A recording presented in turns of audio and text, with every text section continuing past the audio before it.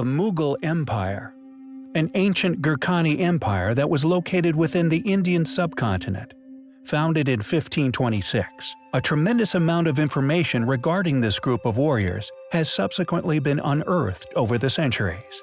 A wealth of archaeological information which has offered a glimpse back into our distant past, revealing many things about this ancient people which, for a time, was lost in antiquity. However, although extensive archaeological exploration has unraveled many of the Mughals' mysterious existence, there remains a most perplexing enigma.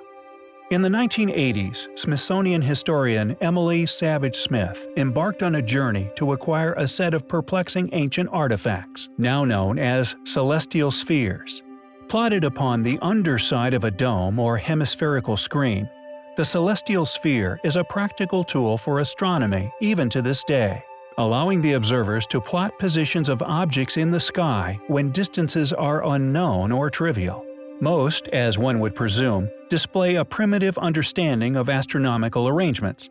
However, some reluctantly revealed to the academic world, and since quietly archived away from inquisitive souls, have stumped all who have attempted to explain them based solely upon modern historical conformities.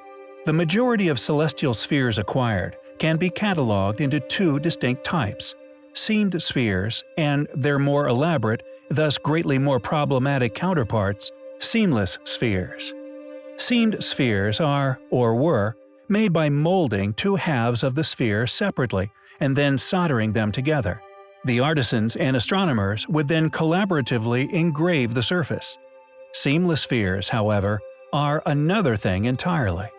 Up until Savage Smith made her discovery, it was thought by virtually all within the academic community, including metallurgists the world over, that all examples of hollow metal celestial spheres were of the seamed type. This owing to the long-held belief that creating seamless hollow metal spheres was impossible. As it turns out, it isn't. The most exquisite surviving example of a hollow seamless celestial sphere is one that is said to have been made by a Mughal metallurgical master named Muhammad Salid Tatawi in 1631. Although, conveniently, it is unknown just how he figured out how to make the sphere, or indeed fill it accurately with astronomical information we have only recently confirmed as accurate. It makes one wonder just how did he learn such a technique, if, of course, it was he who created it. With no evidence to suggest that the Mughals could have even cast the bronze needed to create the sphere, you have to wonder, just where did they get this information from? Were the ancient Mughals visited by a race of ancient extraterrestrial beings?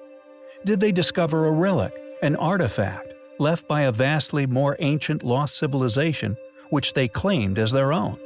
Unfortunately, the subject of seamless celestial spheres is little known within mainstream antiquity, and as such, in the few places they are discussed, the facts are often distorted or even completely made up.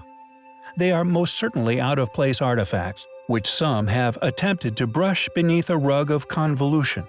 We always perceive this method of concealment to be strong evidence of a conspiracy. Just who could have made the Mughal celestial spheres? And more importantly, how did they make them? Perhaps one day, we will find out the truth.